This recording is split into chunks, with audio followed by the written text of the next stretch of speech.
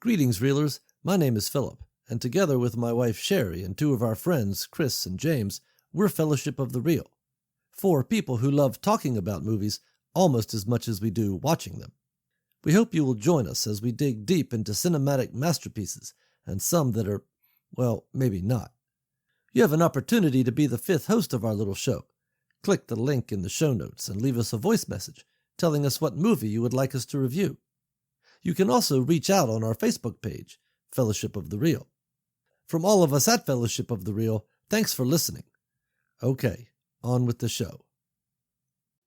Are you recording this?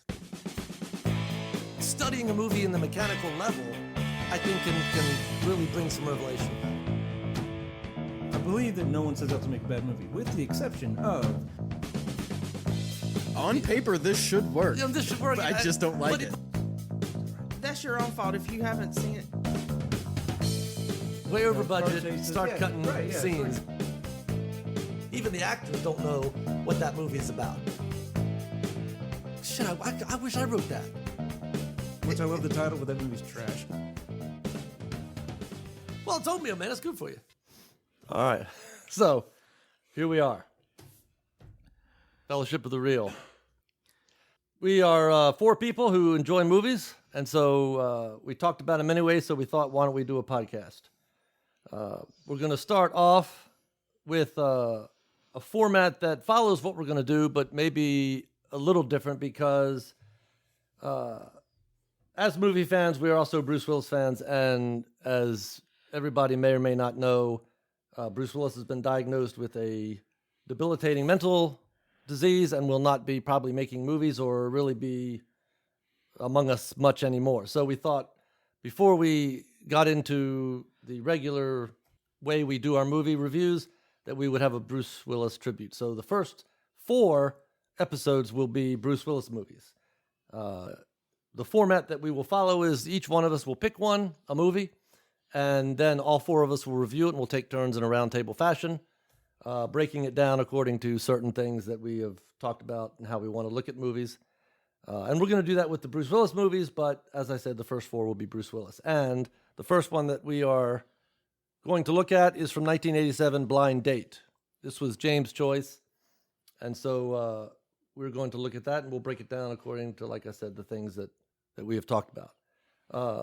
The first thing that I always kind of like to look at, and this sometimes is an indicator, sometimes not, of how the quality of a movie or whether it's any good, again, is very subjective. There are movies that I love that didn't make any money and critics hate, but, whatever. So first thing I thought we'd do is look at what I'm calling the money critics fans.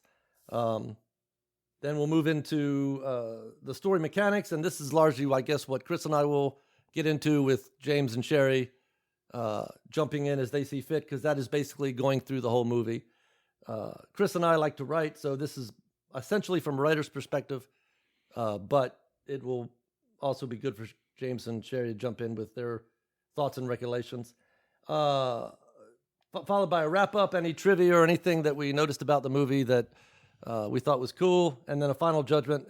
When you submit a script, it gets a pass, a consider, or a recommend, and so I thought it would be cool that each of us give our own pass, consider, or recommend based on the movie.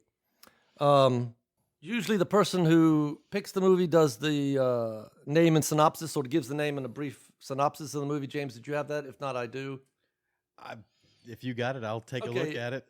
That's fine. Yeah, I was going to read it directly off of IMDb as to not get a little confused. But what do you have? And we'll get into this as we go, but Blind Date, and I don't want to pass judgment, but anyway, let's too late. Yeah, let's just start. My hesitation probably tells you everything you need to know. The judgment has started. The judgment has started. So, all right. So, Blind Date, 1987, and this is, I guess, from IMDb. A workaholic needs a date for dinner with a new important clientele, but his brother sets him up with a date that could lead to disaster. Okay, so that's the synopsis. I've seen others that talk about Kim Basinger's character being problematic when she drinks. All of them are very surface level sort of descriptions. And I think that's part of the problem. But we'll get into that when we go. This had a budget of $17 million. Shockingly, I need to stop making these judgments. $17 million, and it made its money back with a gross of $39 million, released only in the United States. Sorry, I had a quick question, and it doesn't matter. It may lead nowhere. But James, you said that you were looking at a synopsis on IMDb. Was it drastically different from what Phil put out? That's pretty much the same. That's pretty much it. Curious. It's basically a little bit more thorough, but yeah, like what you Same said. thing. Okay. He's a I was just workaholic. He's got a meeting. He's got to have a dinner date. Yeah. Silliness ensues. Yeah. Just you'd made a reference about them being kind of I don't remember what you just said it 2 seconds ago, and I can't remember, something about shallow or on the nose, just not a whole lot there, I guess is what it sounded like. So I was just curious if his went more in depth. I've seen several, and like even references to the underworld. He gets in trouble with the cops in the underworld, and I'm not certain that I remember anything about the underworld anyway. But that's the thugs and stuff, and the criminal element would be my guess. Okay. In the underworld. Yeah. All right, well, okay. Shut up, Chris. No, As you were, sir. It's we'll break this down as we get into it, and I'll dose out my disdain. No disdain. Right. You have to remember. Look, you can have disdain. It's just you keep saying I don't want to judge, but you already have. Well, we'll judge in small doses. But you have to remember and kind of put this into context. The year that it was released, 1987. Yeah. This was Bruce Willis's very first movie After Moonlighting, right? He was in Moonlighting. This was he's doing it at the same time. 85 is when Moonlighting started. Yeah. And then you have John Larroquette. I'm sorry, maybe 86. John Larroquette was on Night Court at the time. Yep. And Phil Hartman was on SNL at the time. They were all pretty new, and this was their all first kind of feature film. Yeah. So it was kind of a safe choice, I think, for them when it comes to writing style. It was a silly movie. This I remember seeing this movie a long time ago, and I guess I liked it, but I watched it this time, and because it has a lot of heavy hitters in it, like Phil Hartman and Larroquette and Kim Basinger. I mean, Bruce Willis. It's got a lot of heavy hitters in it. And earlier in their career, not maybe the first thing they've done, but it may be first time they were really on the main American culture. Right. Yeah. Critics and fans hated this movie. Okay. No way. No way. Tomato meter: 24% for the critics and 42% for the audience, which that is 24% of the people who watched this only gave it 3 stars or higher. And that's on Rotten Tomatoes? Yeah. See, and that's always curious to me. Maybe you guys know the answer. I've never, I guess, done any research to look into it. But so this movie came out, what did we say, 87? Yeah. Right? Rotten Tomatoes, internet, that wasn't around. Right. So this is all clearly after the fact. It could be years later that people watched it. So it's curious to me, how, as far as their opinions and stuff, because it says, you can't really, in my opinion, you can't apply Rotten Tomatoes to an older movie like that. Just not that their opinions maybe have changed. Maybe they felt exactly that same way in 87. But I mean, you know what I mean? That's all after the fact, right? So because it could be people like you going back and watching it, or it could even be people like me who I'd never seen it until we decided to do this podcast. Well, I did have a supervisor who she just thought it was the most hilarious thing. I guess when it came out or on video. Yeah. Back in I don't know the 80s or 90s, whatever it was. And that's the reason I watched it. And I didn't think it was that funny the first time. But when we watched it again, a lot of it was funny. Well, it hasn't aged well, if that's any indication. So, It does not hold up. It does, according to critics and fans. Now, also, you said it, I'm not trying to be devil's advocate, I promise. But you also said fans and critics hated it, but it made its money back, too. It did. It was only released domestically. It didn't ever get worldwide. Yeah, and I'm curious on that, too. I'd have to go back and look. When did they start releasing movies internationally? Because they realized they could make, more money and they can make even more, some movies do better internationally than domestically. Was that even a thing in 87? Or I'm sure it was, but how many, I guess I'd be curious, how many movies in 87 got released worldwide versus just domestically? Yeah. So money, it made it. Critics and fans panned it, at least have been panning it. So the fact that I guess it almost doubled its money. So it's not outstanding, but it did make money. There's no Blind Date 2, so maybe it was just enough. So that's Money Critics Fans. When we get into story mechanics, that's sort of my bread and butter. I know it's Chris's bread and butter. Sherry and Chris were like, Sherry and James were like, we're not doing homeworks, and that's cool. So that you can jump in as you guys see fit. And so when I say this, maybe James and Sherry won't necessarily know what I'm talking about. Chris will. And I guess I should say something about that. We're following the Blake Snyder sort of breakdown of movies. There are many that I like. I usually use Blake Snyder's just because it's so fast. It's a way to crack a story. Is it perfect? No, but it is super fast if you're looking to crack a story or analyze a story. And so he has certain genres. And so I picked, and maybe Chris can speak to whether he chose this also or what he thinks of it. In terms of a Blake Snyder genre, I picked Monster in the House for this movie, which, if you're not familiar with the breakdown of his genres, Monster in the House requires a monster, a house, which means a locale where things happen. It can be general, vague, whatever, and a sin. And so I was able to sort of peg those three things in terms of the genre. Did you have any thoughts about? No, that's interesting. So I did the homework and actually forgot to put the genre on, I think, all four of these films. But I should be able to do it on the fly. Yeah. It's interesting. I'm not sure I agree with Monster in the House, but I guess I wanted to go back just a minute with Blake Snyder. So he believes that every movie can be, and correct me if I'm getting this wrong, Phil, he believes that every movie can be broken down into 10 genres. It's one of 10 genres. Yeah. Right? And then he has 15 story beats that he does that he breaks down every story. One of us, probably me, will slip up, I think, at one point. We've gotten into the habit of, you and I have calling him Catboy. Yeah. Because he has his books, or Save the Cat is what it's called. Blake Snyder's, where he reveals these 15 beats. Anyhow, so somehow in our shorthand, we started calling him Catboy. So if we say Catboy, we're talking about Blake Snyder. Right. Anyhow, back to Monster in the House. Oh, sorry, go ahead. I wanted to ask a question. Monster in the House, are there any examples of Yes, stories? Jaws. Yeah, Aliens. Jaws is a Monster in the House. Aliens. And I figure you'll probably get into because each of his genres have, I think, three things that make it, why it's a Monster in the House or why it's whatever it is. Again, I didn't do this part of the homework, so I apologize, but That's I guess fine. my gut instinct was due with the problem genre, not Monster in the House. I thought about that, but the way the synopsis reads and the way this movie is structured, Kim Basinger is a normal person who turns into this horrendous, chaotic force in Bruce Willis's life, right? So I don't remember everything about all the genres. I wrote down the ones and then just the three that I remember. But in terms of the monster, I think Kim Basinger is the monster, right? The house is his date, is going to the dinner or whatever. Yeah. And the sin, and we can get into this, and I really suspect I know what the problem with this movie is, and we'll get to that, I guess, at the end or whatever. Because I think the sin, it's twofold. I think I know what they were trying to do, but I don't think. Sure, the execution wasn't there in your opinion.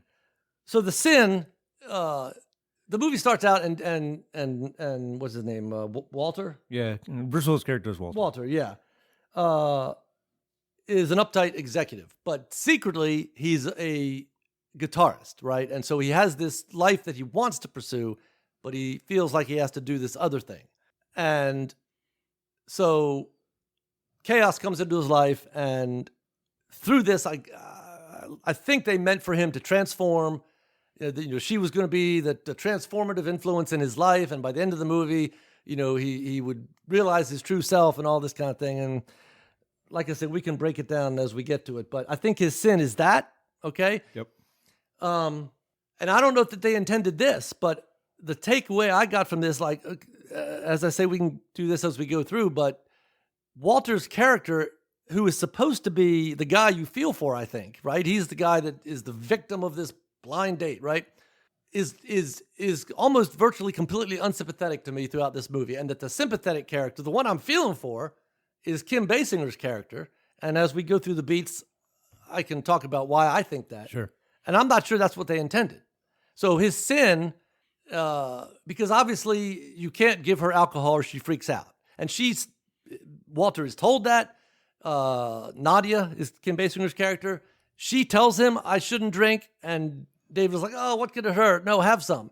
And almost to the absurd level does he sort of bring alcohol into this situation. So his sin, in my opinion, is okay. You know, you're trying to foist alcohol upon this woman who is saying no. Right now, that is looking back at it with today's eyes, where no means no and this kind of thing. But yeah.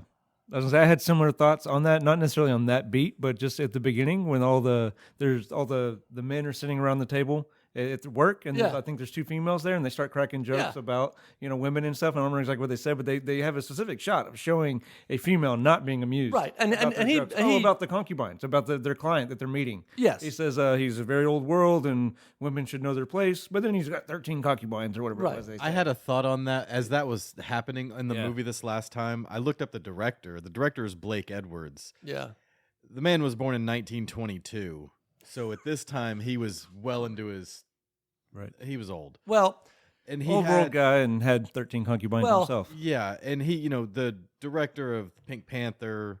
Okay. I knew his name, but I didn't look him up. Yeah, Mickey and Maude, the man, but his repertoire goes back to the 50s. Right. Now, he was not defending absolutely. him at all. That's just and I don't know where did that come from. That's where it was. Fair enough. Well, yes. Well, but I think it's part of the story too, though. Exactly. Sure. But he was one of the writers. She's empowering, very much her character is empowering women, I feel like. Well, because she rails against everything that they talk about as far as women knowing their place and all this stuff. Right. Granted, she's drinking alcohol and turning into this monster, as you called her, I guess. But it's I don't know. I thought that was interesting. It definitely reminded me in the shot there towards the end with the balcony and the dog. Yeah.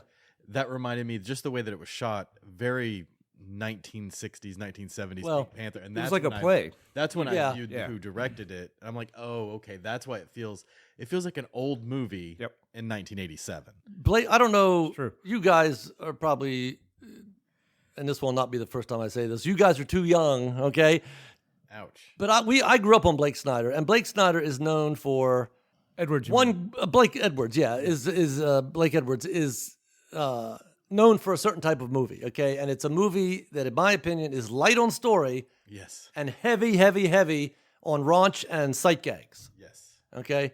All the Pink Panthers, he made a movie called Victor Victoria, which I saw once. I don't remember that so much, but it was about, I think, a cross-dressing Broadway person or something. Anyway,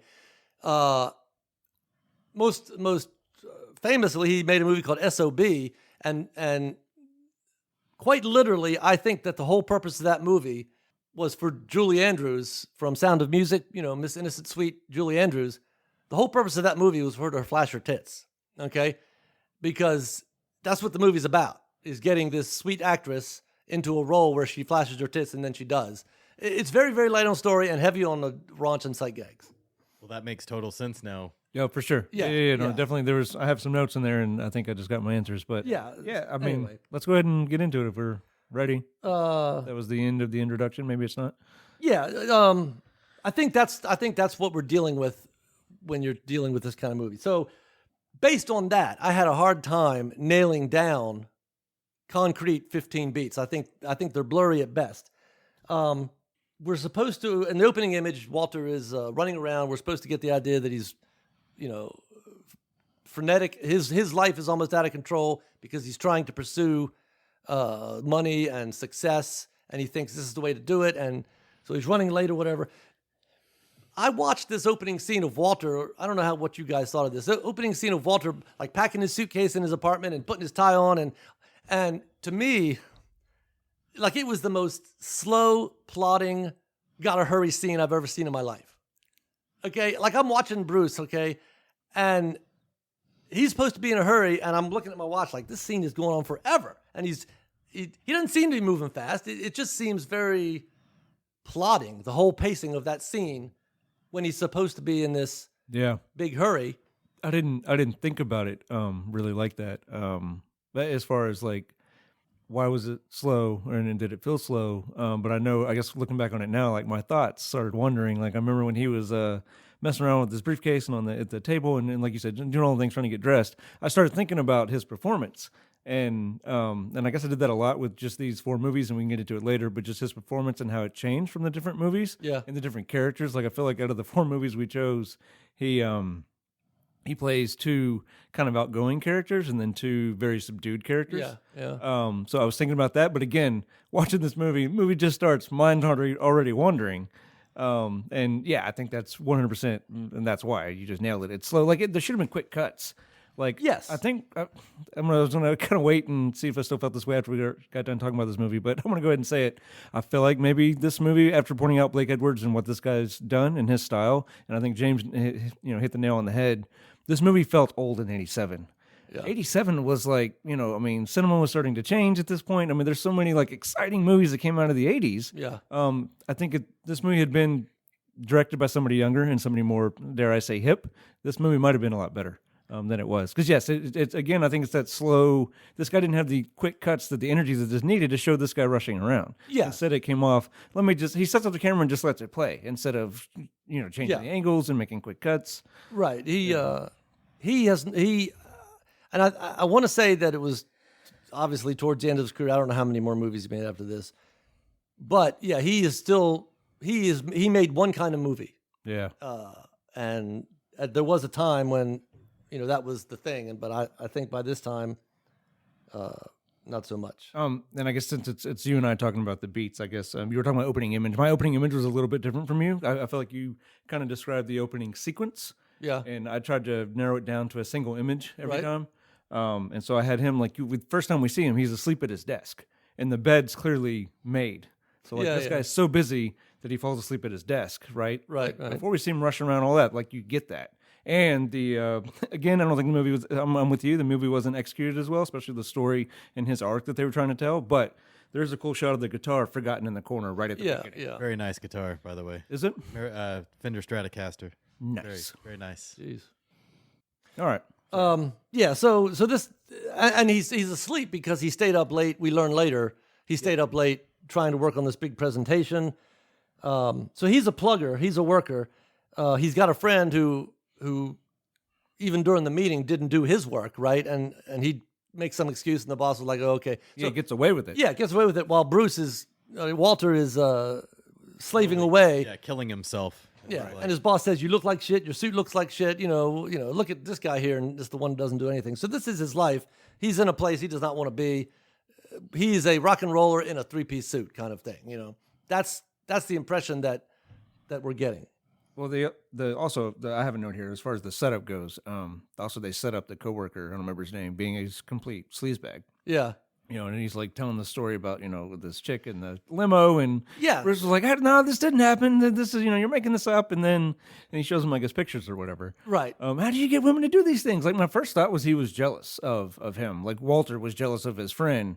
Because he's like, "How do you get women to do these things?" Right. And then a little bit later, I don't know that that's necessarily the case. Just that was my first impression, that maybe he was jealous of it, which he's probably just jealous of this guy has the girl, cannot do his work at the job and not get yelled at by the boss. He's got a nice suit. Yeah, it definitely struck me as I'm doing everything I can, and this guy's not doing anything. And gets all of it. Gets everything. Yeah. What am I doing wrong? I don't belong here. That's what I got out of that. Yeah, and so he was rushing, but now he's able to stop and look at pictures and talk like yes. So some of the story logic. But again, Blake Snyder's not interested in that. Blake Snyder is interested in where's the next gag? Edwards. Where's Blake Edwards? Yeah, Edwards. Blake Snyder's very much interested in that. He is, absolutely. Where's the next gag, right? Okay, so any other thoughts or whatever about these opening sequences? Jerry, you have any thoughts about this? How this movie started off for you or whatever? I mean, no, not really. Yeah, it's. I mean, I don't know. Yeah, I mean, I just thought it. Jerry's like, I was asleep. Yeah. No. I mean, I have thoughts about the movie, but yeah, well, we can not about what y'all were talking about. Well, yeah, and like things like I miss Phil Hartman and stuff. Yeah, I'm glad to see him in I don't remember him being in the movie, so Yeah, I didn't know he was in the movie, to be honest with you. Yeah, Stace pointed him out before I noticed it was him. Yeah. and I mean it did bring back a lot of memories from the 80s. Yeah. Yeah. Yeah. This is a guy who had big movies in the 70s, making a movie in the 80s, and I think he. There's one singular 70s, reason that I think this movie is like it is, and I don't know when to bring that up, but we'll just run through this real quick, and then we can have general discussion or whatever. So this is his normal situation, and obviously in any story, a character is going along until a rock is dropped in his pond, and he's forced to react. Well, the catalyst here is, and again, this is all sort of, it's not major, but he has a date for this big party, and the rules have already been set up that it's an old world guy. You got to be on your best behavior and everything. And Bruce Willis's date is canceled. Walter's date is canceled. And so now he is having to get another date, and his brother sets him up with Nadia, as is, according to, good story mechanics, typically the hero refuses. So Walter is refusing to go on this date with Nadia initially because he has had experience with his brother setting him up before. And it hasn't gone well, right? And it hasn't gone well. A movie that I thought of when I was watching this that is also a monster in the house, and maybe that sort of influenced my decision, was Gremlins. You've all seen Gremlins? There were certain rules about what you could do and not do with a gremlin. Like you couldn't get them wet or they turned into monsters. Well, that's essentially, I think, what is happening with Nadia. Okay, she's a gremlin until you get her drunk, right? And then she turns the way around. She's Gizmo, and then once yeah, you get her drunk, she turns into a gremlin. I guess that's sort of what. No, I had a similar thought on that. Yeah. Just with the rules, I think is what it was. Well, I still don't. I'm not convinced it's Monster in the House, right? But just I mean the biggest. The other Monster in the House movies we talked about, right? Gremlins, Jaws, Aliens. Ripley doesn't end up with the alien at the end. Right. The Roy Schneider doesn't end up with Jaws, right? They kill the monster. You're right. Well. All right, okay. Maybe you got something. Maybe there's later on he kills the monster, but the monster gets killed because, we could jump right to it, but the final image obviously is them together. I mean, who didn't see that coming, right? And in the champagne bottle is a bottle of Coke, right? So the monster has to be either subdued or killed. Like they have to kill that monster for them to continue on, right? They can't. It's if you turn Jaws into a house pet, maybe. I guess I don't know. Jaws into a goldfish. Yeah, No, I definitely saw the Coke at the end for sure. In the champagne bucket. This movie's wanted to be clever so bad. I could have. I don't feel there's like they didn't set that up like that. No, I don't feel like they. No.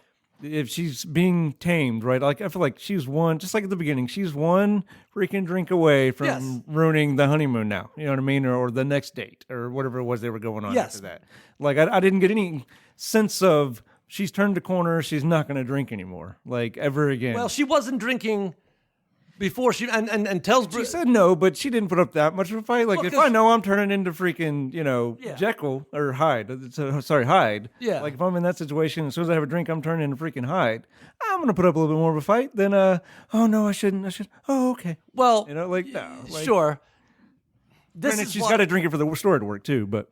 Well, yeah. Okay. I'll just say this. So much stuff happens in this movie because they needed it to. Sure. Yeah, that's the worst kind. One of the worst sins as a writer. Yeah. Sure. Well, this happens because they needed to. And I want to. I want to say it, but I want to get through this because it'll justify everything. Yeah. So, but that's what I think is part of Walter's sin.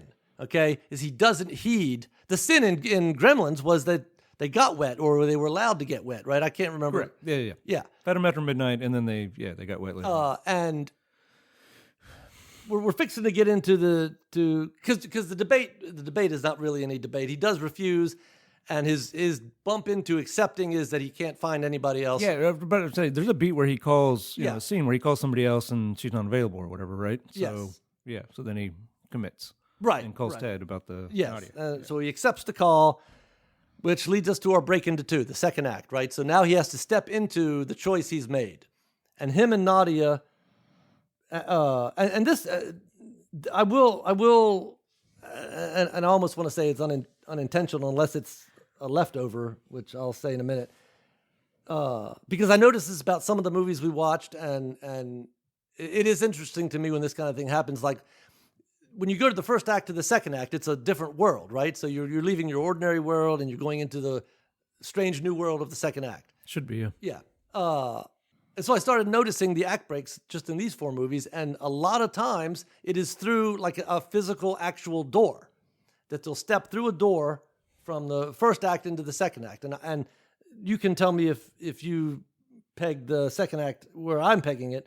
But so he debates, and then he goes to meet Nadia at her hotel or apartment or whatever it is, and knocks on the door and steps into the door of her room, and now we're into the second act. Is that Yeah, no, that's where I had it. Like, I mean, I guess I wrote it down as his breaking it to is him actually calling Ted, going, "Okay, I'll go on the date." But you're because that's his decision beat. Right? Yeah. But yeah, basically the first scene of Act 2 of the Fun and stepping Games is going through the doorway. Yeah, and I missed that. I didn't even think about him going through a doorway. But that's crossing the threshold. Exactly. Yeah, one of the systems. Film a little bit of credit there. But yeah, him going to pick her up, and that's her apartment. Yes, is that what we got? I can't remember if it's her apartment or her hotel. I can't remember because it's not a random apartment that she just is staying at. No, she's staying there, but she's his brother's wife's cousin, right, or something. Yeah, so I don't know if she's in town. I brought it up because I got a note for later on when we can go ahead and talk about it, I guess, since I brought it up. But like later on, I just want to take you home. Now, where? And they make this big, huge deal about where's your friend's address? Give me the address. And when I'm watching this, I'm like, why didn't he just take her? If he's so eager to get rid of her, take her back to where he picked her up from. Like, what the hell? She had packed her suitcase and it was in the back, so she was gone. So she moved out. You're right. She did have the suitcase. I think it was a hotel. It's just a hotel. Okay. Yeah. Well, I got a credit card. I'm checking you back into this hotel. That's what I would have done. Well, yeah. But no. Here's a bus stop, lady. Yeah, but okay, I missed that. Yeah, all right, you're right. Suitcase in the hotel. Okay, good.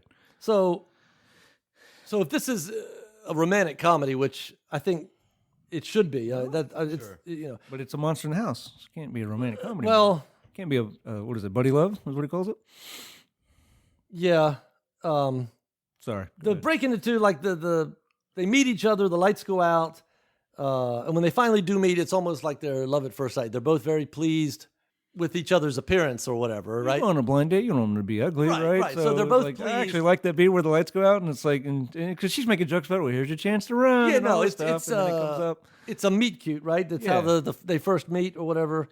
A meet cute. Yeah, that's what it's called. Yeah, a meet cute is is the point in a romantic comedy that brings the two lovers across each other's paths, and it's usually outlandish and a big event in the story, right? It's not. Yeah, or it's got to be clever. It can't just be them running into each other at a coffee shop, right? That's boring. Nobody wants to see that. So they I can't think of any examples all of a sudden, but like romance comedies typically do it really well.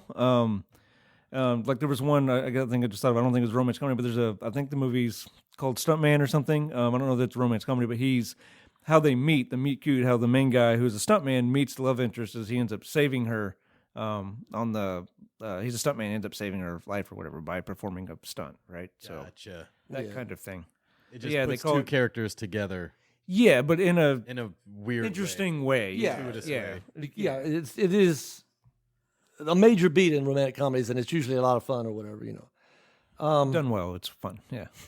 The one of the things I did like about the scene, and it's just a clever little twitch. Walter burns his hand, like he's holding the match, and he burns his hand. And because he's staring at her so long. Mm-hmm. Sure, but it's and again, I don't want to credit too much. He doesn't want to praise the movie too much. Okay, all right. Let me just say this. All right, but he's being sucked in and seduced by this. Well, he burns his hand, yes, which is foreshadowing of you are in for some pain and a hot time. Now, all right. Let me just put this out there because if not, I'll be stumbling it over the rest of the time until I get to it. The writer of this movie, he wrote the movie. Okay, I can't remember his name. Nobody remembers writers' names, Phil. Well. Barely. And he doesn't want you to remember his name along with this movie. He wrote the movie and submitted it. He had a script. Dale Launer, Blake Edwards uncredited, and Leslie Dixon uncredited. Okay, well, so Blake Edwards had the director had a hand in it. so I looked up this writer, and he wrote Daniel guy. What was his name? Dale Launer. he wrote Dirty Rotten Scoundrels. He wrote My Cousin Vinny. This Ruthless guy, People. Ruthless People. He's got chops, okay? And so I'm like, well, what the hell happened here? Edwards ruined it when he came in and He said Edwards had I a even hand. have a quote. Possibly. Yeah, he wanted nothing to do with it. Yeah, It was nothing like his. Where I script. thought you were going was Alan Smithy, like because I didn't pay attention. I thought you. I think it almost got to that level. Got If to you that want to level? explain what Alan Smithy is. Alan Smithy is when as a writer, if a project is so bad, like it's just your baby was ruined so bad, and you don't want anything to do with it. Yeah. You don't want the world to know that you had anything to do with it. You can have instead of your name put on the credit, you can put Alan Smithy. All right. Right. So I put this at the bottom when I was looking up, trivia and stuff. But this is an actual quote from the writer. Okay, Blind Date was rewritten by so many people. If you hated it, it's not my fault, and if you liked it, I can't take credit for it. And he actually disavowed it. Yeah. That's Okay, he disavowed this movie, and it lists 2 people uncredited. But if you look further, there's like 2 or 3 more people Yeah. who had their hands on this thing after he did. So I would love to have gotten a hold of the script he wrote, because I bet it's tight. Yeah. His other movies aren't my favorites, but I've seen them and liked them. Right, My Cousin Vinny is really good. I've never seen that one. And Dirty Rotten Scoundrels was Steve Martin, right? Yeah, Yeah. Yep. And Michael Caine, yeah. Michael so, Caine. Okay. but he disavowed this movie, right? He's like, if you liked it, I had nothing to do with it, and if you hated it, it's not my fault. Leave my name out your mouth when you're talking about this Yeah, movie. because for whatever reason, and I can only assume that Blake Edwards got hold of this thing and was like, well, where's all my jokes, man? Where's all my jokes? And went to work. And Yeah, maybe the writer said something along the lines of, "You want your jokes in there, you write them," and so he did. yeah, I think he took the money and he left the building because Hope the check was worth it. yeah, Because that sucks yeah. as a writer to because he's probably proud of his draft. Yeah, no, I'd be interested to know what his draft looked like, because I guarantee it didn't look like this, which means it probably was tighter, I couldn't nail down a theme on this. There was at no point did I ever hear a character or a theme stated. My God, a theme in a Blake Edwards movie, forget it, right? I mean, Well, yeah. What's funny is I was looking here at my notes, and I used try to make this quick. Went through and just wrote down all the 15 beats. Yeah. And then just used that same format for each movie. Yeah. And then went in and changed my stuff. And on Blind Date, the theme I have written here is the theme for Unbreakable. So the theme was so not obvious in this movie that I even skipped over that beat and didn't go back. yeah, I have no theme stated, no apparent theme stated. I just wrote that. I skipped that beat. That's 'cause it was- asking too much. That What do you mean theme? typically a character, somebody will say what the emotional story is. Okay, we'll get to it when we get to Unbreakable, right? But in Unbreakable, I think it comes. There's reasons for it, but I think it comes way late. I think the theme is we live in mediocre times, and people don't realize that there is extraordinary potential in themselves or anybody else. And so that's the theme. Is the times we are living in devoid of people who can still have extraordinary things in themselves? And the movie answers that question. Yeah, it's typically a statement, and then a well-done movie will then spend the rest of the movie arguing that. Is it true or not, this statement? And it usually takes place within the first 5 or 10 minutes. Oh, Doesn't necessarily have to. Yeah. And again, the way we're breaking down this movie is one way. Sure. I think we can talk about it when we get to it, but I think Unbreakable does something different than usual. And there's reasons for it. But I think, because I'm looking for a character to say something that is the argument of the movie, and then, like Chris said, the rest of the movie we'll talk about it. I think that argument. Is that argument? 16 blocks nails the shit out of this, and I can't wait to talk about that. But this movie, you are looking for gold in a dung heap as far as the theme goes. Because even romantic comedies will have a theme. Sure. Good romantic comedies will have a theme that one lover needs to learn and that the other lover teaches them, or that they both need to learn. And you see what I'm saying? Yep. So, I said it before, but with I wish action movies and other movies had the same structure or same. They all have the same structure, the same tightness. You take 10 romantic comedies, their structure is going to be nailed down, and you take 10 action movies or 10 dramas, and their structure is not going to be as tight as romantic comedies. Like romance comedies nail structure down. Like all those writers know what they're doing. Yeah, no, it is. Yeah, and I wish ironclad. Romance comedy being one of my least favorite movies, types of movies, I wish action movies and dramas and comedies and other stuff had the structure that romance comedies do. Yeah. But that's why they're the number one seller, right? Like romance books are still the number one seller, and I'd be willing to bet it's because of that tight structure. Besides fantasy fulfilling, right? And I've heard screenwriters say it. I'm sure Blake Snyder, would have been in full agreement, even when he's talking about structure. But writers and directors have said that when people go to a movie, they don't go to a movie to learn about structure or whatever. They go to a movie to feel something. Sure. And so I've even heard like people say that 2/3 of your movie can be mediocre, but if you grab them at the end, that's what they're going to remember, right? So that's what I think a theme will capture. A theme will put something out there, and you will feel it. Because when I watch Unbreakable, like we watched it this time, and I get the same reaction every single time I watch it. Okay, and I've seen it. I know what's coming, but I'm never jaded by that movie. Okay. I cry in the same spots every single time because that movie has done it. They know what they're going for and they do it.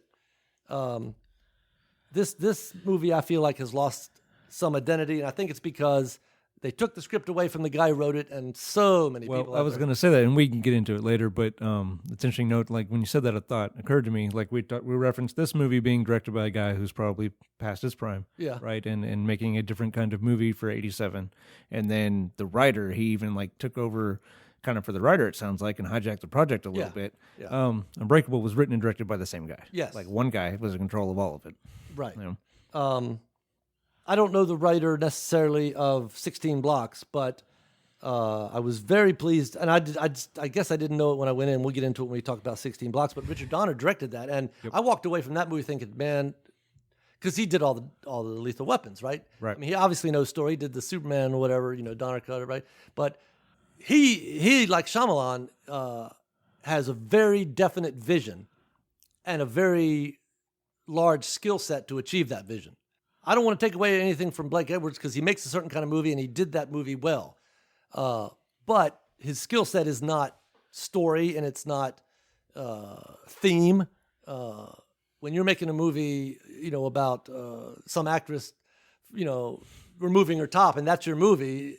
But people who go to those movies know that, and so they're waiting for the next Blake Edwards movie to come out because that's, like action movies, right? I mean, Right. You're sitting next to a guy with a ball cap and a trucker shirt on, and he's cheering at Statham. Well, you've hit your target audience, right? He's not gonna watch Downton Abbey or whatever, right? So you got to know your audience, and Blake Edwards knew his audience.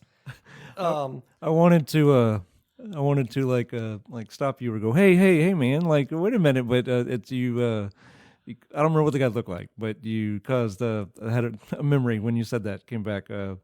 In 1993's Hard Target. I remember watching this Jean-Claude Van Damme film, and the first, unlike some of his other movies, that one I feel like takes a little bit to get into him like doing his action and his kicks and his fights, and I think he jumps up on the hood of a car and kicks this guy in the first. So it's kind of this. It's not just a regular kick. It's kind of, I guess, I don't know, like showy, right? Yeah. Which Van Damme was all about, showy kicks. Anyhow. This guy, I don't remember what he looks like, but I remember specifically watching in the theater when Van Damme jumps up and kicks this guy. I remember a guy in the crowd going, "Yeah!" getting all excited, and that's exactly the guy you're describing. Right. That guy was if he wasn't hooked already, he's hooked for the rest of that movie and cheering every time Van Damme's kicking somebody in the face. And I think people who went to see Blake Edwards movies, Right. if you were a teenage kid, you went to see a Blake Edwards movie because you were going to see, That what you wanted to. so many of A little bit of raunchy. That explains so many of the gags in this that I felt completely out of place. Like, they're don't get me wrong, I love raunchy, but I was not expecting that going into this movie. Yeah, like the rest of the art galleries that they go to, right? Yeah, okay, It's yeah, all that's erotic art. Well, the reason that is because it's Blake Edwards, right? Well, and part of that, and I meant to look it up, and I feel bad that I didn't, and I'm pissed off actually that I didn't look it up on who that artist was. because the imagery in there reminded me of, and I'm probably getting the name wrong, but I want to say it's H.R. Giger, the guy that did Alien. Yeah. Is it him, Geiger? Yeah, is it him? The alien portrait is there. There is an actual picture of Alien. Yeah, on it the definitely wall. is. Yeah. That is his painting. I don't know about the rest. The rest of them, but there is one in there. Okay, cool. So I kind of like that beat, and I hate to say this because I think feeds into what you're saying about what genre it is. Like, 'cause, I mean, there's literally go to an art gallery where there's monsters, right? And it's this horrific art gallery kind of thing. I feel like that is a foreshadowing of the night to come. Sure. But it's also raunch.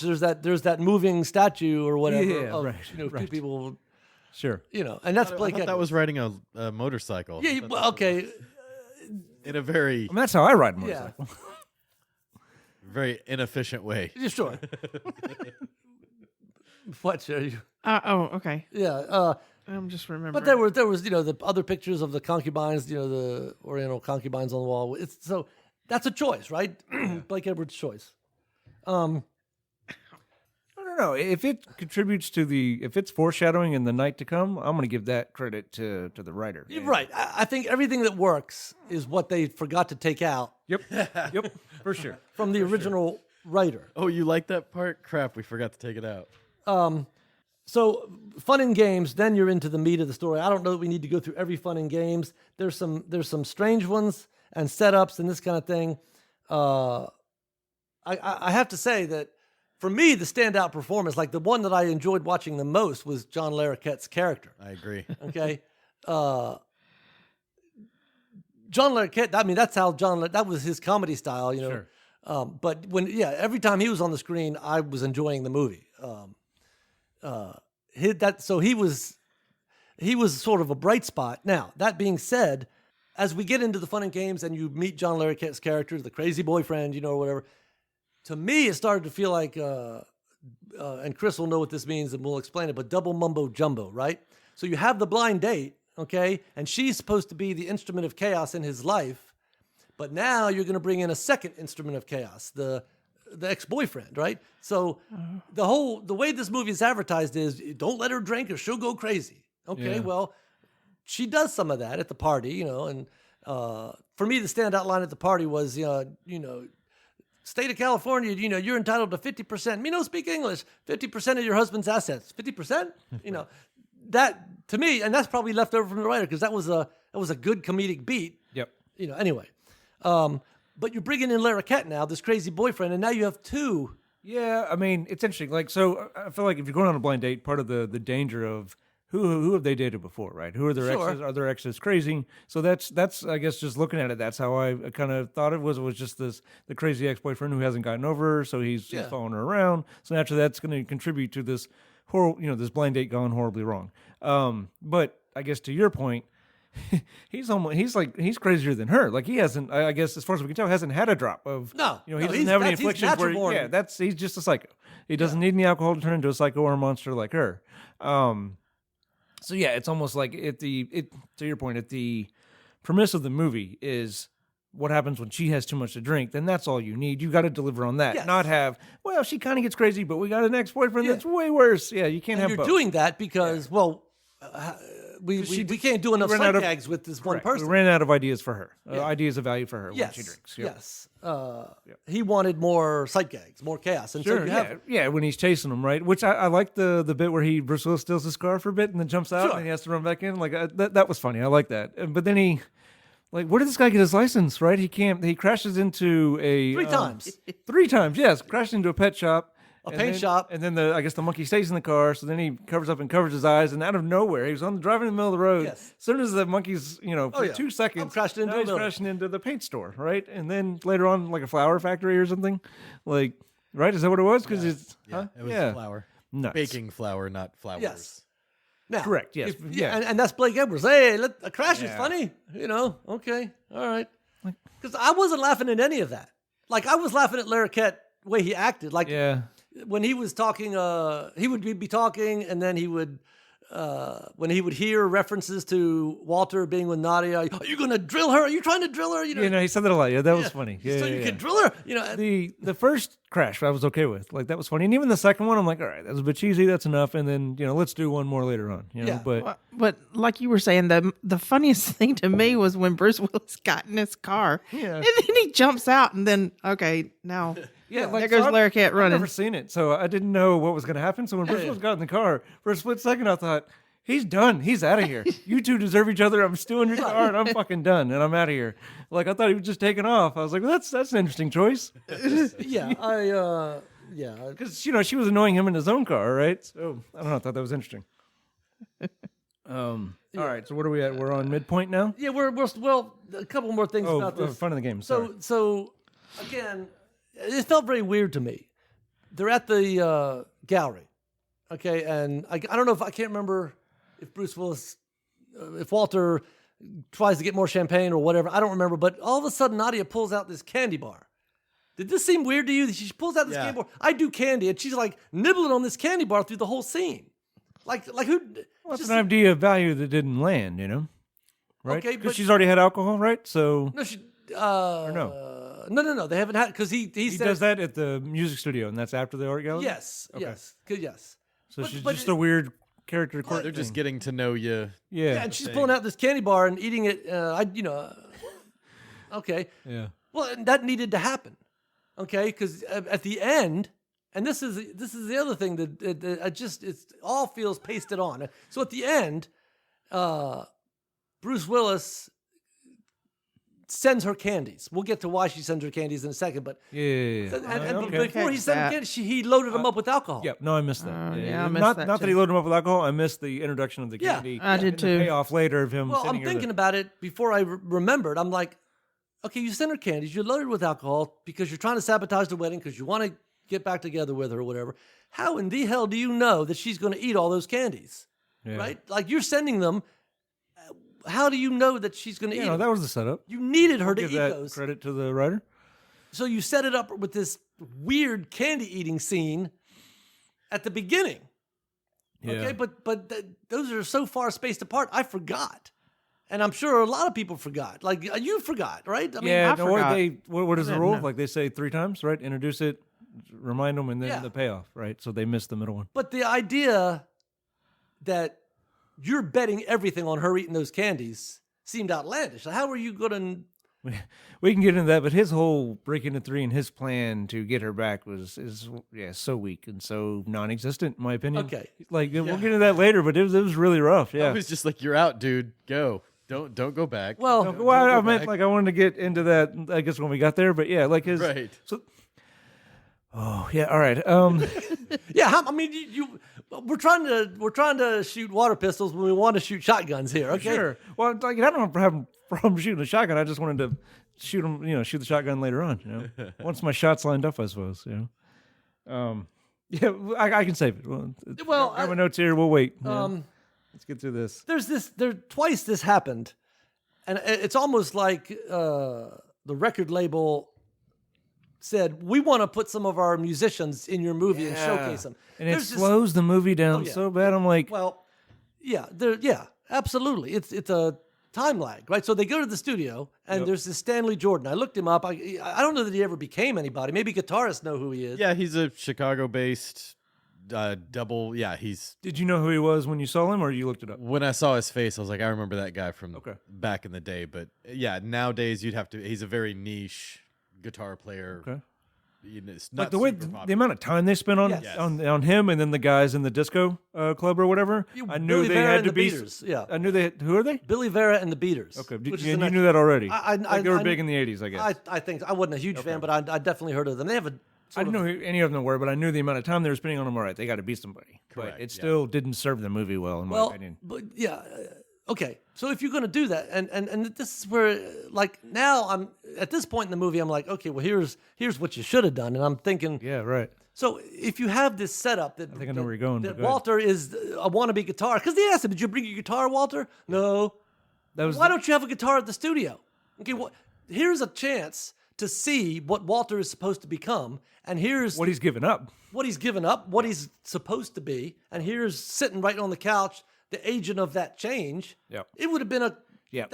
all the Sure. ingredients. Have are that there. guy say something, have him do something, just show something. Yes. Yeah, all they have is that one weak little line, No, I about brought the- something better than a guitar. You know, Yeah. and then encourages her to drink. Now, if she refuses, he encourages her that she likes him and wants to be with him, so she acquiesces. And this is what I'm talking about, her sympathy. She genuinely has discovered feelings for him. He seems to, but he bounces back and forth between chivalry and just being a shitheel, in my opinion. And he sort of goes back and forth because his treatment of Nadia, especially after she bailed him out, like his treatment of her is completely unsympathetic. And we could talk about it in a few minutes. Yeah, no, I thought that was, again, the beats are blurry. I agree. And I thought when he went to see her, that would be like this break into three, getting back together kind of thing. And then, so his reaction was not what I was expecting at all. Like once he learned that she had done this nice thing for him and bailed him up. Because if it had been reversed, he's not bailing her out. You know? Right. Yeah. But yeah, that scene was bad. Like the Stacey was half paying attention to the movie. And yeah, I think she was, since it's, kind of, I guess, a romance comedy or whatever, like she was the most interested in in this movie compared to the others that we chose. So she was at least entertaining the idea of watching it with me. But once it got there, like by this, music studio scene, she's like, this is boring. And I couldn't disagree with her. I was like, yeah, you're right. It's pretty rough. Things and needed to happen. I mean, she watched the rest of the movie with me, but by then she checked out and it was all negative after that. Everything she had to say. Again, not wrong, but he says something like, he looks, because he says, we have a half an hour. I got something we can do. A half an hour? Time to go to a studio, buy champagne. We got like 2 minutes to sit there. So the story logic was off. But then he says, we got to go, right? Yeah. And before he says we got to go, he pours her another drink. Here, have another drink. We got to go. Oh, have another drink. And, pushes it on her or whatever, Yeah. Because it needed to happen. You need to liquor her up because now we're going to this party. And, of course, things, it just all felt pasted on. Like these are the things that need to happen. And so I like the, as far as running gags or jokes, I guess not a gag, the tearing of his suit. I like that. She tears his suit as they walk in. And then, she trips or something. Yes. And when they're going to the party, and she pulls on his suit and tears it, and then she ends up tearing in the nice payoff the sleazebag coworker. She's like, hey, what happened? And he's like, when he's sitting down at the table with him, he's like, hey, talking to Bruce Willis, what happened to your suit? And she goes, oh, it's the style, it's the trend, and she tears his. Like that's I like that. And then I think she does the boss too, right? Mm-hmm. Tears the boss's suit. Oh yeah. So, I don't know. I liked that bit. I don't know why. And I think at the time, still into this movie, was invested, was hoping that there would be something more to that. Like she's literally tearing his world apart, tearing it. I guess I like that, but I don't feel like it paid off other than just Well, I think set up and call back to the joke of tearing the stuff. Yeah, I don't think that Blake Edwards is a great writer, so I don't think he messed with dialogue. So any snappy or clever dialogue, I think is probably a holdover from the writer. Yeah, I would think. Not all of it is great, so they obviously they had to change some things because they changed whole scenes and so many rewrites. I guarantee they change lines. Yeah, you have to. Yeah, once you cut out big chunks, you gotta have some sort of lines in there and explain kind of what's going on. But I think I'd be willing to bet that some of that dinner scene, some of that dialogue is still the writers. I mean, probably, or whatever. I have down here absence of a B store. I guess she is his instrument of change. Yeah, for sure. Right. I mean, it's done poorly, but yeah, she's definitely, that's what I have. Is she's the B story. She's the one that comes into his life. And basically, I think the note I have here is about she challenges every single rule. Like he's a very, again, going back to this free spirit, creative type. He's traded that in for corporate and rigid rule, living. And she comes in and messes all that up. Women got to know their place, and she's a free spirit herself. Now, granted, she's a free spirit when she has alcohol or whatever. But right, yeah, I feel like she seems almost homespun or fresh off the farm, like when she's eating the candy and stuff, right? So. You can't get over this, the way she ate that candy. That's funny. She seems very sympathetic because she seems like a sweet person. Yeah. Which we'll talk some more about that in a minute, I guess, or whatever. Again, a lot of more sight gags. I have down as the midpoint, if there is one, as a false defeat. He gets fired. Nadia gets the important business guy divorced and Walter fired. Yeah, that's what I have. Yeah, because the dinner, because this whole thing was about getting a date for the work dinner, and that goes horribly, right? It's a disaster. And he gets fired, and the boss is now getting a divorce and giving up 50%. That's what I have too. It's a false defeat. Yeah. I mean, he gets what he wants, but he doesn't know it. Like he needs to be out of that job, but he still thinks correct. So that could be a false victory. Actually, he gets what he right. I mean, he gets what he wants, but doesn't know it, right? You know, well, no, Well, yeah, but I think you get everything that you think you want. yeah. I No, you're right. Yeah, no, you're right. Sorry. Yeah, just the way you said it made me think about that. But at this point, he doesn't know he wants to get out of that job. Yeah, because he's trying to do everything to keep it and get a promotion and get the instead of not get berated by his boss. Hey, you look like shit and all that. Yeah, so it's definitely a defeat. Yeah. And we'll get into this later, but just for I guess those of you that don't know, Snyder's beats. So he has midpoint, and later on he has an all is lost beat. Those are always opposite. One's a false defeat, and the other one is a false victory. Some different movies will do it differently, but they can't. You can't have two false victories or two false defeats. Yeah, If one's a victory, the other one has to be a defeat. Anyhow. All right. So at this point, you start seeing bad guys close in, and I don't know who the bad guys are. To be honest with you, it's just chaos, right? So another confrontation with a crazy boyfriend. Nadia sad and crying. David, I guess Walter tries to be sympathetic. Monkey in the car, another crash. The whole debate about unleaded gas went on too long, I think. You remember that? I mean, then there was this scene where Walter's waiting outside the women's bathroom. This At the club. At the club. Okay. Okay. Obviously, the joke is you're a guy trying to get into a girl's bathroom, and that's creepy or whatever.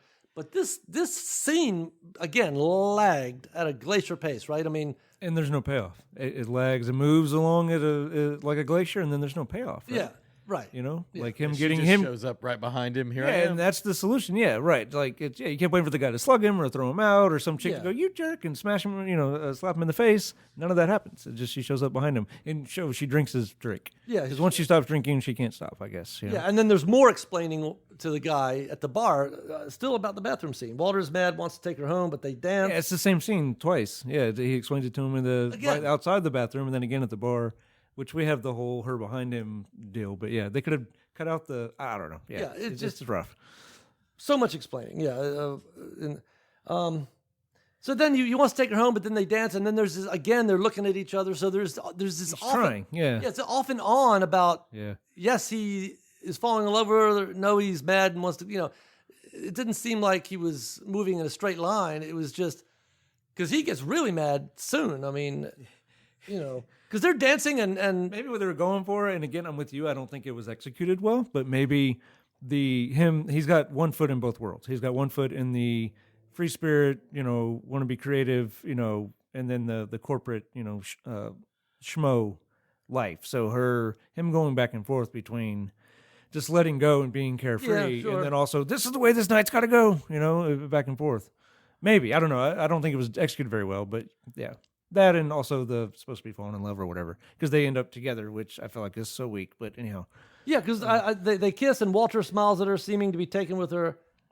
and then Enter David again as the instrument of chaos. Walter, you're gonna drill her. Yeah, he shows you're up gonna again. drill her, And again, so at that point, I was interested because like Larry Kent was, I just like him. Oh, there were some weird transition things there going on when they're dancing, like to show, I guess, the passage of time that they've been dancing for 3 days. Yeah. Like it was weird. It did it not just once, but it did like 3 times. I think. You know what I'm talking about? Yeah. Like it made me think of the Scooby Doo ending type stuff. The transition was so bad. Well, Like, I think it's to showcase Billy Vera and the Beaters. Like they played like almost a whole song, but because I mean they make You good. know who was a big fan of them, right? Blake Edwards. I mean, it had to. It might be. I don't know, but yeah, they been. they Spend so much time. I don't mind cameos, but again, to your point earlier about if you're going to showcase these musicians, right? And you got one I thought I had about the backstory with him wanting to be like, when would Bruce Willis do his Bruno thing? Was that in the story already as part of Walter's character, or was it something Bruce Willis wanted? Right? That was just a thought. I don't just know. remembered I had. But again, if that's the story you're telling, this guy, is given up a life of being a guitarist. You had these two musical people. Again, they missed a golden opportunity to have these guys have a moment with him, or have him look at them on stage and go, "Man, I wish I was doing that," or I don't know, however you do it, right? I'd have to sit down and think about it. You could have had something to pull it back to the future, right? I hurt my hand. You can't play guitar, so Marty gets up there and plays guitar, right? I mean, they could have been playing music and like, sorry folks, we got to stop. Our guitarist, whatever, and everybody bummed out and and have him get to do it. Oh, that would have been great. come on, That's brilliant, right there. you see what I'm saying? Anyway, but it's not a sight gag. It's not funny. It's not funny. It's not a sight gag, right? So Okay, but you could make it one. We're writing this movie. So you have that happen. Yeah, now we're in- and then the crazy boyfriend shows up. Why he's on stage? this is a point when the podcast episode turned into 2 hours. I was gonna say Yeah. Anyway. it's noon. Yeah. We get 10 minutes for an hour. Yeah. She wants to go to a party, and this is when his car gets stripped. This is when the girl gang shows up and robs him. Robbed by a female gang. Cops implicate him with a gun. Oh, I gotta have there's I made a note about this. It's so weird. The gang shows up. It's all females, which is cool, I guess, right? And then I don't remember, Nadia tries to say something, and one of the female gang goes, or I think Bruce Willis' character tells her, "Yeah, shut up, Nadia," right? Because he's trying to explain to him the gang, and then one of the female gangs goes, "Yeah, shut up, bitch," to Nadia. It was so weird to me. Like, it was so pulled me out of the scene. I don't know, made a note about it. Then the cops show up. They're running off, and they question him and give him a sobriety test. Why she's drunk off her ass drunk. behind Which him. was Yes. an okay sight gag. But he She's wasn't doing all the same things. Yeah, He as wasn't Friday. operating a motor vehicle. Yeah. He was standing outside his Right. car that had just got robbed. it's It for the was sight just gag, yeah. it was a sight gag total. It made no sense. Right. to me. It was there because Edwards thought it had been funny. And so much doesn't have anything to do with the story per se as a tacked on sight gag. That was my chief feeling. We'll move on from this, but she wants to go to a party. They pull up to this house. Are you sure this is the address? Yeah. Well, she's obviously bullshitting him or whatever because there's nobody at the house. But the house gets pulled away, towed away. Yeah. Well, why? And how did she know that? Or she didn't? She just picked a random. It's so you can have the sight gag of the house being dragged away, right? I mean, what point? That's all it did. Which, as a sight gag, I thought that was one thing that I thought was funny. Like, I didn't see that coming, but 100%, like, it's what robs it of any credibility is how did she know that? Yeah, It turned into like a Naked Gun. Type yeah, of yeah. situation. It's 100%. Like, Edward directed Naked Gun, did he? I bet he did. I don't think you did. But yeah, so Walter crashes Nadia's friend's party, which I thought was kind of cool. Yeah, and He loses it, and I thought that was going to be a false victory, all is lost moment initially, but I don't think it is. well, and see, here's the thing. Yes, his life has been dismantled. Okay. You ruined my life, I'm going to ruin yours. Yes, right. Which I thought was kind of mean spirited, right? Because her freaking out was. She even says it earlier, a genetic reaction to alcohol. So as long as she doesn't drink alcohol, she's fine. But you gave her alcohol, so are largely responsible for making her do that. She did what she did because of a chemical reaction. You're doing what you're doing because you are mad and want to get revenge on her, which I thought was mean spirit. Like, Well, I just thought it was funny. I thought he was funnier than her. I'm sorry. Yeah, so I mean, Right. it's definitely mean spirit, but again, I guess where I thought the story was going is it was going to be a false victory where he gets everything he thinks he wanted. You ruined my life, pay her, I'm going to pay you back, and then realize, oh crap, I've been a complete, asshole. yeah, no. That's not the way the story went. And then, but I mean, come on, man, we got one of the best sight gags in the whole thing. Olive cleavage. Who doesn't want that? Well, But it's so ridiculous. I was like, what is going on? No, he's not. Yep, he did. Okay. right. So it's all just, sight gags. So then he winds up in jail, and the next day Ted picks him up, but he finds out Nadia has bailed him out. He is angry at Nadia for bailing him out, which I guess is reason enough to go and now she's like hungover, and like so after all of this, she still feels, and this is why the sympathy swung way in her direction, in my opinion. She still feels bad and does kind things like spend $10,000 to get him out of jail. And as we'll learn, is willing to marry David. Yep. Okay, so that he'll He doesn't represent go to him, jail. and she won't. He won't go to jail. Yep. And then again, looking at it with modern eyes, I guess it was funny or whatever because I like Kim Basinger's reaction, but she says, have to "Okay, have I'll marry. sex?" Do we have to have sex?" Like she makes this disgusting. I mean, I thought that was to me was like that. I really enjoyed that moment. Fine, but no kissing. No kissing, right? So I'm laughing at that. But I'm also thinking every man in this movie pushes himself on this poor woman. Drink this alcohol. You're gonna do this. I'm gonna make you marry me, and yes, I'm gonna, Yeah. But she's willing to do that, which I'm sure Edwards was not going for. He was going for the gag, but this makes her sort of a noble person, right? Oh, for sure. Yeah, And- like, yeah. that's where I thought, she's the B story and she's the one that's making him change. It just wasn't done very well. Because again, when he goes to talk to her, why'd you bail me out? And just tell me how much to you in any way. Yes, tell me just how much you owe me or how much I owe you, and then I never want to see you again. Like I thought that scene would turn into him, turning a corner. No, he just and it doesn't. And then they have this weird I guess I understand it now with the gags, but he kicks the bed, the weakest bed on the planet Earth. Psych gag bed. But it's so weird because she keeps, I guess the silk sheets or maybe the angle of the bed, she keeps sliding down and has to keep working. I think I wrote it down. For Kim Basinger, the actress, like she's got to keep working herself up to the top because she keeps sliding out of frame like towards the bottom. It's a weird scene. That's the weirdest Pope in the Pool I've ever seen in my life. I wrote it down, this weird crawling around scene. Yes. Yeah. While she's trying to deliver her lines, and it was, Yeah. I mean, I like Pope in the Pool. So Pope in the Pool is when you have the characters or something interesting going on, why there's exposition. So I wrote this down as a Pope in the Pool because they're having this conversation, which should have been interesting enough on its own. But yeah, they have this weird bed thing. It's so weird. Yeah. Then even when he's after he's been declared not guilty, okay. That's his always lost is what I wrote down. False victory. Yeah. Gets what he thinks he wants, right? Yeah, I guess so. I don't. Anyway, yeah. So he gets free, right? He pawns his guitar to go visit her, but she sends him this note saying, I hope you can forgive me. And I'm sitting there thinking, what him forgive you? You need to forgive him.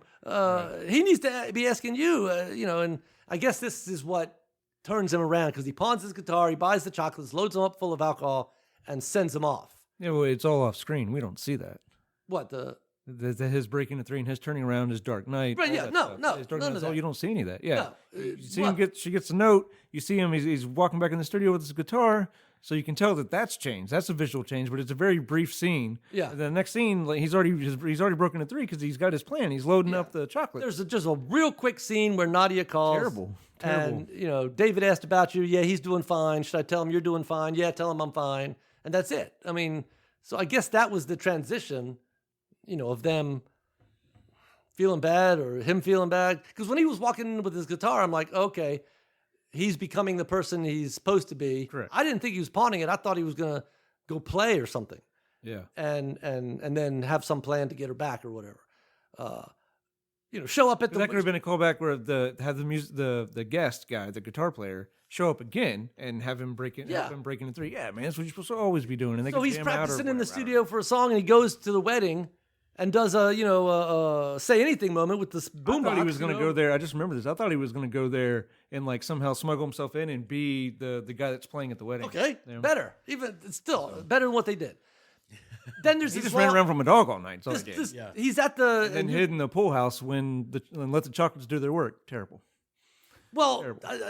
She doesn't eat the chocolates till like the next morning yeah. So he goes and he bet everything on the chocolates, knowing is she going to eat them? Enough of them? Is she even going to eat them? Yes. They're not going to be, some kid's going to find them. Yeah, sure.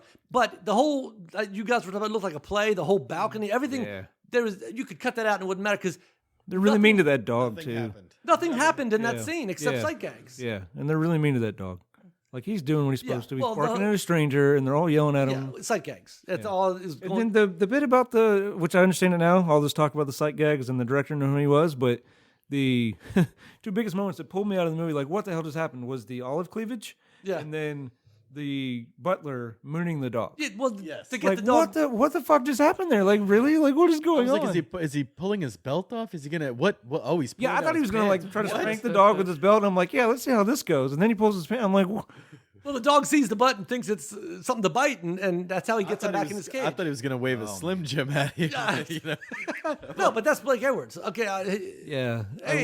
I wish I'd taken a picture of the wife's face when she saw that. Like, what is going on? Yeah. And then he holds onto the gate and swings. Yeah. It back also, you can see a butt. That's Edwards. I guarantee it. Man. Yeah. So, and then this whole. So he's there, and nothing happens during the balcony scenes. It's all just like she doesn't eat the chocolates. He doesn't do anything. It's just for sight gags. Then she does this speech. Should a person who doesn't love somebody have to marry somebody? Well, let's take a vote.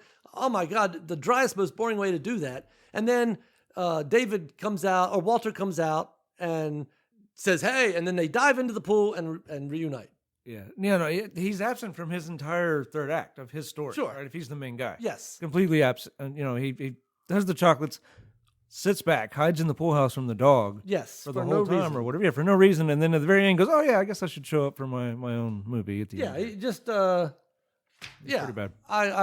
and there is some movie that does a long setup of two star-crossed lovers. I guess they died or whatever, or they jump into the water and reunite in the water. There is a movie that uses that. Overboard. Okay, Overboard is one, but I thought there was I was thinking of another one that took place at night or whatever. But yeah, it might have been that. With Actually, the it might story have. of Catalina Titanic?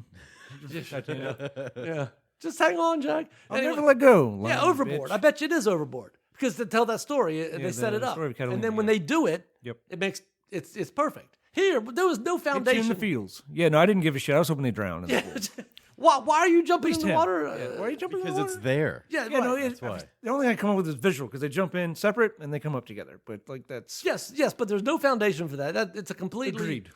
I think I even said, God, that's stupid. Yeah. They did Right. it. No setup, unless it was some holdover from the original script that had setup or whatever. I can't imagine. The only setup I can think of is the John Larroquette's character's mother was chipping golf balls into that pool before the wedding. Maybe it had something to do with Yeah, that. That's the only setup and I can the- think of as the- pool. put his own white dimpled balls in the pool. I don't know. Right. Anyway, yeah. So There's lots of people getting knocked into pools. yeah. Well, the guy, The waiter at one priest- point at the party, and then they knocked the priest in too. Yeah. Well, right? somebody falling into a pool is funny, Chris. I mean, Oh, right. okay. Anyway, and then the closing scene with the Coke, which I thought was clever, and them having a scene at the end, where Yeah, they and he's just- playing his guitar and stuff. Yeah. And again, they could have set that up. I mean, I think we've talked about that 1,000 times, but like, she could have asked him to play for her earlier on. Yeah, sure, a million ways. And then maybe she asked him about her writing the movie. Maybe she asked him, "Did you bring your guitar?" Oh no, I didn't. Blah, Yeah. blah, blah. Then now the payoff, he's playing for her. But yeah, I got like there's no Blind Date 2 because she drank some more, man, and like killed him or something. Like there's That's a crazy relationship. I couldn't imagine the next day or the next year of their relationship, what that would even look like. That looks like chaos. Well, we're supposed to believe that they really are in love. And this is supposed to be a romantic comedy. Like at the end, you are supposed to be glad that they're together, right? I mean, so you think it's a Monster in the House poorly done? yeah, I yes, and I think that the monster Oh, it's been slayed. slayed or subdued because of the Coke, and you can still have a gremlin, a gizmo, But that right? doesn't even make sense because the break into 3 for a Monster in the House would be the hero finding a way to defeat the monster, right? So, and Yes. his way of defeating the monster is to give her more alcohol. More and alcohol, candy. yeah. In hopes that this will disrupt the wedding. Why hide in the pool house? So weak. While I spend all night running around, and there is this gimmick, and it's done in a lot of movies of people running in and out of doors, avoiding each other. Yeah. I did want to, Chevy Chase did it better. sure. I did want to say, sort of as a way of closing or whatever.